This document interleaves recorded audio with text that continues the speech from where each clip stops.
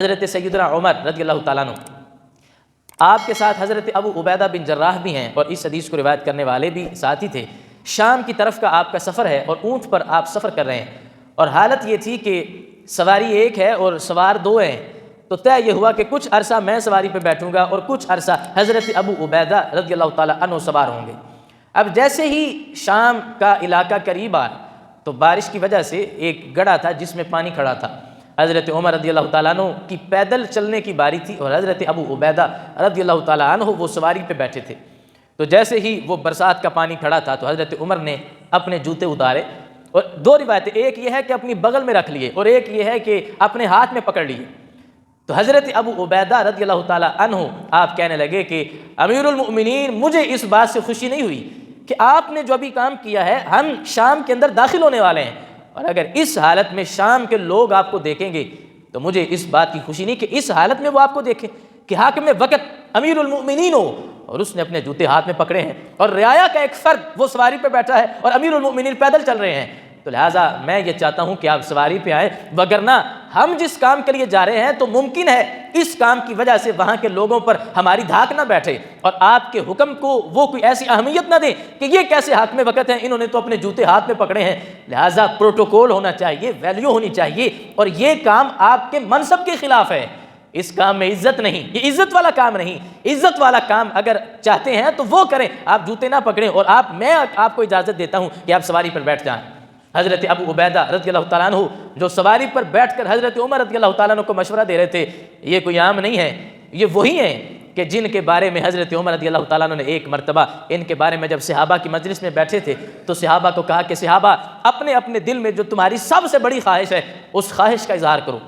تو صحابہ کرام، یا وہ سارے صحابہ نہیں تھے تو کم از کم سامنے بیٹھے ہوئے تابعین تو ضرور تھے کہ حضرت عمر کا دیدار کر رہے ہیں، تو سامنے بیٹھے دیکھیں ان کے دل میں نیکی کا خیال کتنا ہے اور کتنا ان کا جذبہ ہے۔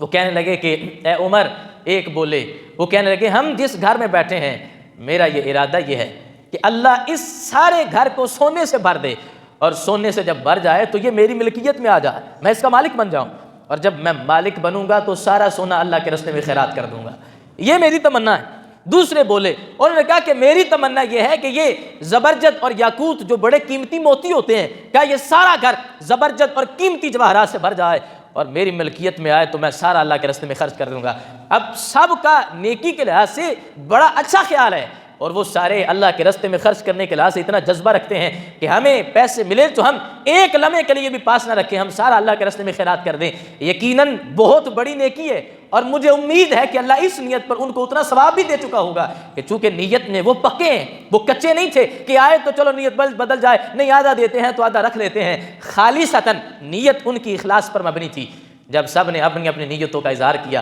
کسی کی دنیاوی نیکی کے لحاظ سے کوئی ایسا خیال نہیں تھا کہ دنیا سنور جائے، سب کی یہ نیت تھی کہ ہماری آخرت بن جائے۔ تو سب نے کہا کہ عمر، آپ بھی بتاؤ آپ کی کیا تمنا ہے؟ اگرچہ سونا کمرہ پورا بھرا ہو، خیرات کرنے سے بڑا امت کو فائدہ ہوگا، غریب اپنے معاملات آسان انداز سے گزار سکتے ہیں، اور ممکن ہے اتنے سونے سے پورے ملک کی غربت دور ہو جائے، اور مسلمانوں کی جو اس وقت کی حالت تھی، اس بنیاد پر انہوں نے اس تمنا کا اظہار کیا۔ لیکن ایسے حالات میں حضرت عمر رضی اللہ تعالیٰ عنہ آپ کہتے کہ میری تمنا یہ نہیں ہے کہ یہ گھر سونے چاندی سے بھر جائے اور میں اس کو اللہ کے راستے میں خیرات کروں۔ آپ فرماتے ہیں کہ مجھے سونا چاندی نہیں چاہیے، مجھے ابو عبیدہ بن جراح جیسی ذہانت چاہیے، مجھے حضرت معاذ بن جبل جیسے علماء چاہیے، حضرت سالم وہ جیسے اس طرح کے وہ گورنر چاہیے کہ جتنے ایسے ذہانت والے، علم والے میرے پاس افراد آئیں گے، ملک فتح ہوتے جائیں گے، میں ان پر ان کو گورنر بناتا جاؤں گا۔ علم کے یہ پہاڑ استطاعت کے لحاظ سے ان کی بڑی اہمیت ہے،